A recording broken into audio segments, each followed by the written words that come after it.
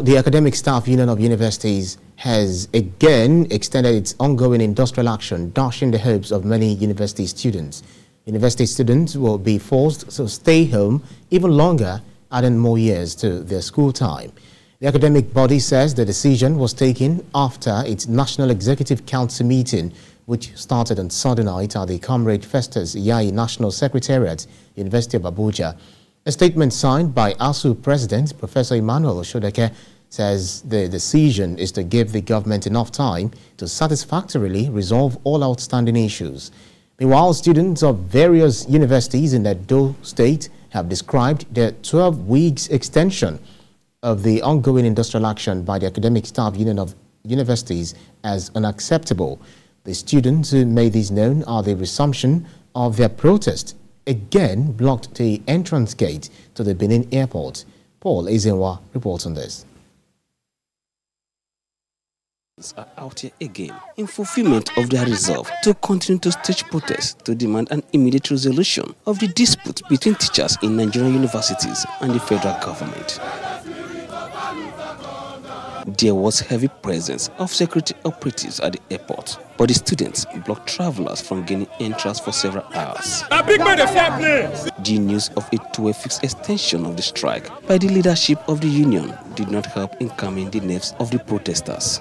24 hours, they dish out money for subsidizing aviation fuel, but for the past 3 months, they did not see money to settle Asuu. Because why? Because why? We, the common man, we are the ones suffering it. If they don't want to listen to us, we'll cause a barricade and ensure that they all miss their flights. If we insurgents everywhere, big men are not traveling through the land again. It's now we, the poor men, common men. So therefore, they are flying through the airport. So we are here to also make them feel the pain we are feeling. Leaving the airport, the student marched to the Secretariat of the Nigerian Union of Journalists to seek their support. How will a government prioritize politics, aviation, to education? We just came to show them that we know their means of transport. I think at this point in time, both the Minister of State of Education, the substantive minister, the Minister of Labour should resign because the President Muhammadu Buhari, came out to say that he's not aware of the strike, meaning they've not been giving him feedback. And most of these people I am mentioning have bought form for presidency. Height of incompetency. Let them step down, let them resign, and let the Nigeria students go forward. All the appropriate quarters are listening to you. But all we want is, a speedy resolution of this impasse. We want to say that in few days' time, the demands of Asuu should be met. As it stands, the federal government and the lecturers are like two elephants that are fighting, and the helpless Nigerian students are feeling the pain. For how long the future of the youths will be taken seriously by the teachers and the government remains a source cause for worry. Paul Ezenwa, TVC News, Benin. Absolute question there. For how long is this going to last? Well, in the studio, I've got joining me a public affairs commentator and vice chairman, Joint Action Front, ACHIKE CHUDE. It's good to have you this morning. It's a pleasure. Thank you. Well, 12 more weeks. Isn't that more trouble for Nigerian students? Yeah, well, 12 more weeks in the struggle to save education, because that is what the whole thing it's all about. And I mean, Asuu is doing this with a lot of pain in their heart, but they know that this is the only thing they can do to give some bit of credibility to education, especially tertiary school education in this country. You can imagine what would have become of education at that level if Asuu had not embarked on some of the strikes they had unfortunately embarked on in the past.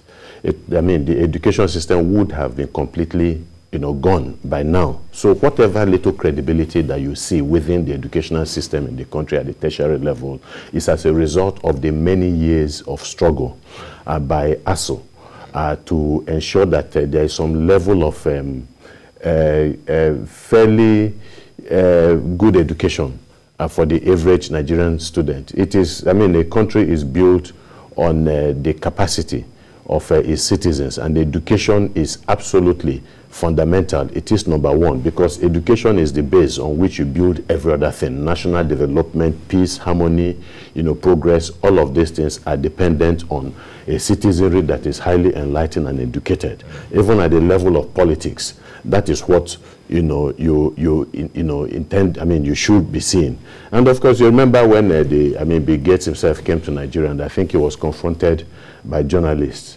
He went to Asuu, and they asked him about areas of priority engagement that a government and the country should be involved in. He mentioned two things: health and education. He said these were the basis, and of course we know both of them very important, but education more so, because if you take away education, what kind of health care system are you going to have? So it is the mother of all of the professions, and yeah, exactly. Areas. Well, ASU President Professor Emmanuel Osodeke said this is to give the 12 weeks to give the government a satisfactory time to resolve all the outstanding issues. But what is the assurance that what they have not been able to do in many years, they'll be able to do it in just 12 weeks? This is not, like I said, this is not the first time ASU has been engaging with government. So it's not just a matter of the Muhammad Buhari administration.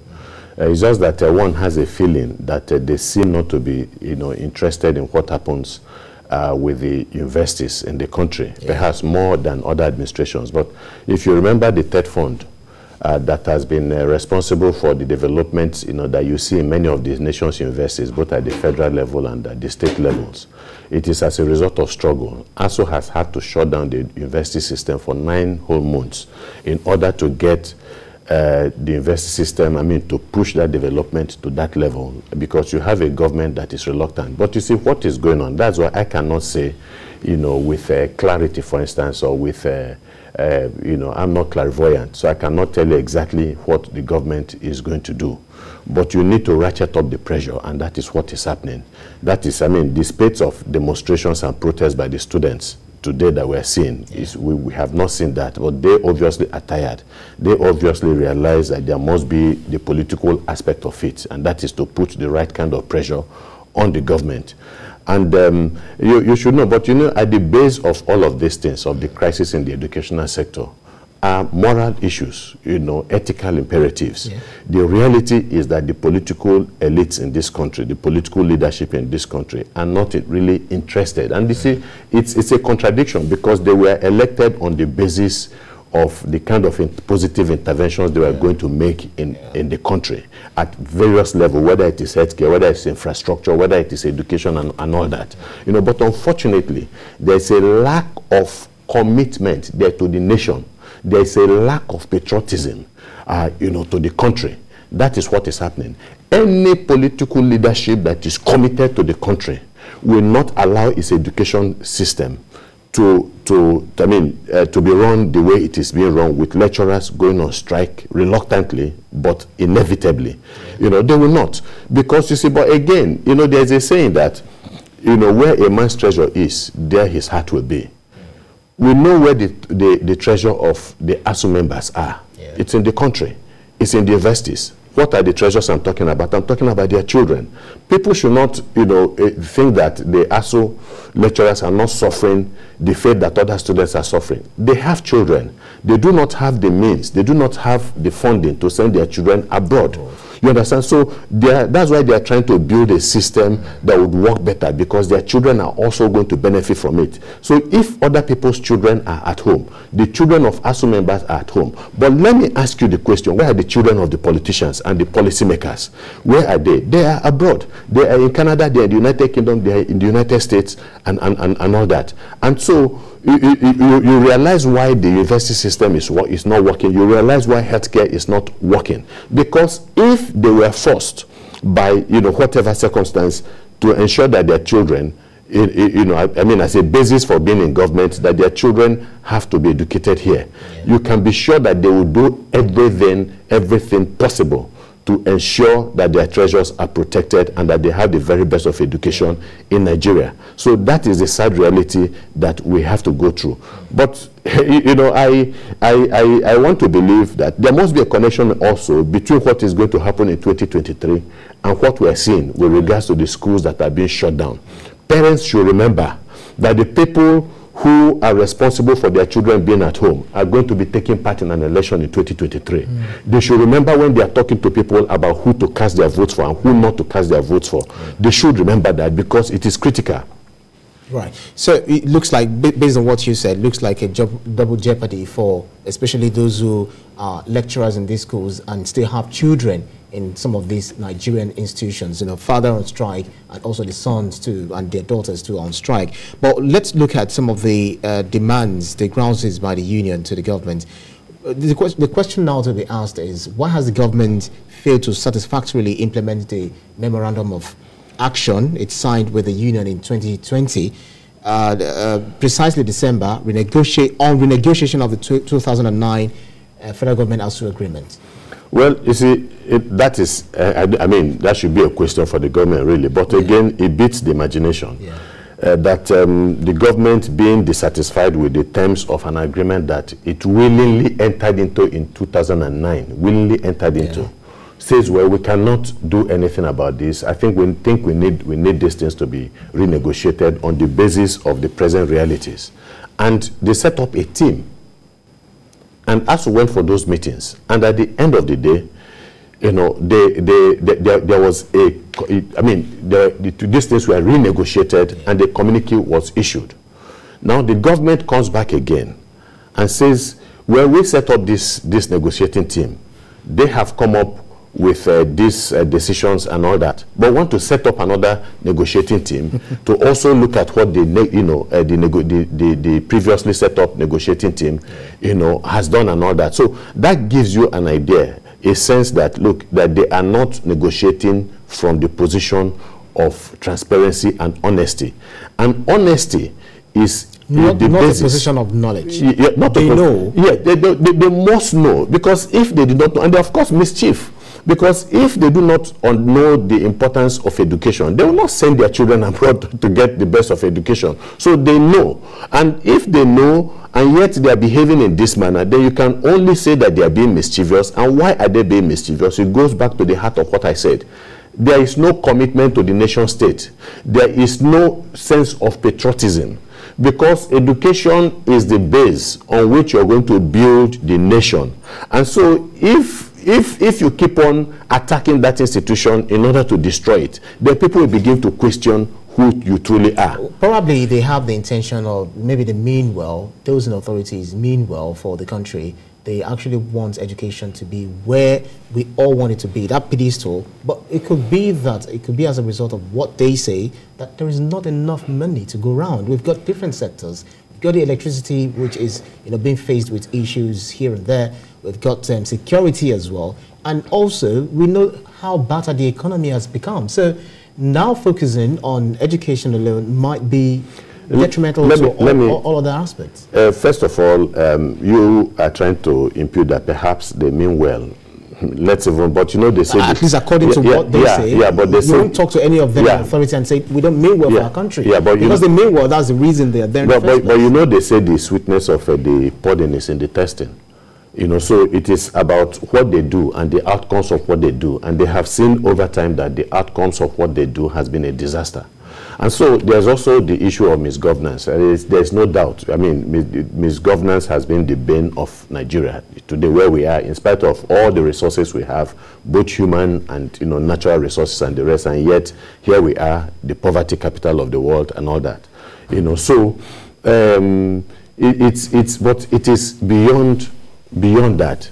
They do not mean well. But from what we have seen, we can't keep on making that argument that they mean well. I mean, if they mean well, and then you're talking about finances, and so yes, we know that we're in dire straits and all of that, and that's why misgovernance also comes in. Because I mean, a government comes in and says, look, we recognize how much of our foreign exchange you are expending importing refined petroleum products into the country. We are going to build a refinery. We are going to fix the old refinery. 7 years down the line, it's not been done. But beyond that, again, again is the fact that a government that says it does not have money gave a whopping $1 million to Afghanistan, a place that is not of strategic national security interest to Nigeria.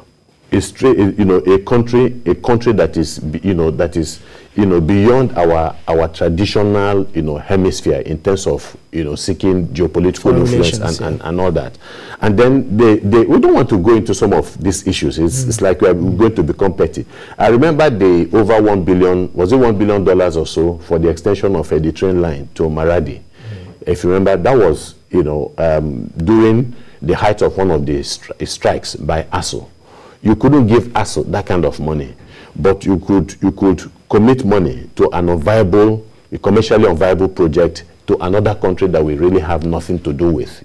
So these are so when people see these things, and then you begin to question the statements coming from government quarters that they do not have money to to put in education. And of course, we are going to pay the price. We are already paying the price. Look at the crisis. Don't forget also that part of the crisis of insecurity that we are seeing is the crisis of education in the country. You cannot separate that.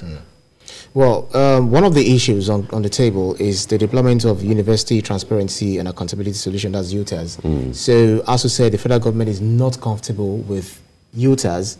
They prefer IPPIS because UTAS is homegrown and because it's made by Nigerian. Is that a valid? Well, I don't know, but what I do know is that there was a time the federal government was touting IPs. They were, that was the software that will solve all of the issues and so on. And that's what having looked at it, said, look, this is not going to work within the university system, because the university system is a peculiar system that is not captured in the software configuration of IPs. And they saw that when they deployed IPs, they insisted and deployed IPs. They know the federal government will tell you, the Ministry of Finance will tell you the problems they went through, the Ministry of and all the other relevant agencies in charge of that will tell you the problems they went through, that it is fraud, it is prone to manipulation, and they have been seeing it. In terms of payment, a lot of corruption has been taking place, as a result of the deployment to IPs, even to the ministries themselves. And so, there was this, so it was a challenge to Asuu, and the federal government put that challenge directly to them. Give us you complain about IPs. Why not give us something better and let us look at it? And it was a challenge that Asuu took up, themselves, and then went back and worked on this. And then there were a series of demonstration and testings. Forget what the government is telling you. I am privy to the fact that, UTAS performed 98.3% creditably on all areas of assessment, or resiliency and whatever. There's no doubt about that. The Asuu, chairman has come, he has talked about that all the while. So why is the government, and a lot of these people signed on to it, that they were satisfied with the performance of UTAS. So it is falsehood and propaganda for the federal government to tell us that, the UTAS is not or did not pass the test. They know that UTAS passed the test. There are documents that were signed by them, by after the test set up by the NITD, a government agency, to that effect. So that is a very big lie. Wow. And I think it is something that the government, when it comes to UTAS, should be commending Asuu for. What they have come up with is better than what the World Bank and the IMF recommended to the federal government, that is the IPs. Well, still going back to the fact that those in authority probably mean well for the country. The three-man committee set up by the president on the 1st of February this year on, to resolve the lingering issues between Asuu and the government itself has reportedly not called a single meeting. So the question is to ask, but why since February? Yeah, and that is, but again, it goes to show I don't want to use the word disdain, the lack of respect they have for the office of the presidency and the person of the president. Maybe investigations are still probably ongoing. I don't know about that, but for how many months in a period of national crisis, the president sets up a committee to try to douse the crisis, in the education sector, and they have not even met at all. It gives you an idea of how they interpret the body, perhaps the body language of the president, that the president might not be favorably disposed. I don't know. I cannot speak for the president, but it is an embarrassment. It was an embarrassment when the president went to Benue State, and the people of Benue State said, we have not seen the IG. And the president said, well, I'm not even aware. I told him to come here, and he didn't listen to me. So that would be perhaps an extension of what we saw at that, you know, a particular point in time. But beyond that, look, my brother, I think we have gotten to a level where the president should be talking, should be involved in what is going on with the membership of the Asuu. There's nothing that stops the president from leading some of these discussions. I mean, if it were important, I mean, if it is important to him, he should be involved in some of these discussions. In case, I mean, for the because the possibility exists that the ministers are not giving him the right picture. Perhaps they're afraid of telling the president, you know, what they think that the president should be doing. And so I don't know. But at this level, if the president considers it important, then the president should be involved in some of these negotiations. All right. So the essence of this conversation is to, you know, continue to profile solutions to those in authorities to, you know, at least take some of them, if not all of them. Would you also recommend, based on what you said a little earlier, that if you are running for government, if you're running for a position in the office, ensure that your children, I mean, your children, your wards must study in the country so that the education will be better. If not, it will be a criminal offense. Is that possible? Yes, we want, don't forget the debate the other time at the National Assembly when they wanted to buy brand new Camrys. You know, the latest edition of brand new Camrys, maybe about 2 years ago, openly they told Nigerians that they were not willing to patronize any made in Nigeria assembly product contributing to employment in the country and all of that. So that's why I was talking about the mindset of our political leadership, and that's what we're seeing. So I agree with you. And I think the senator, no, the member of the House of Reps, I think from Edo State, who came up with that bill, that's one of the most progressive bills to try to get members of, children of political appointees and elected public officials to school in this country. But unfortunately, it was thrown away. But that would have helped a lot. And I think that that is one way of trying to resolve some of the contradictions within the education sector. Right. Thank you very kindly. I've been speaking with a public affairs analyst, commentator, and vice chairman, Joint Action Front, ACHIKE CHUDE. Thank you so much for your time. Thank you. It's been a pleasure. Thank you.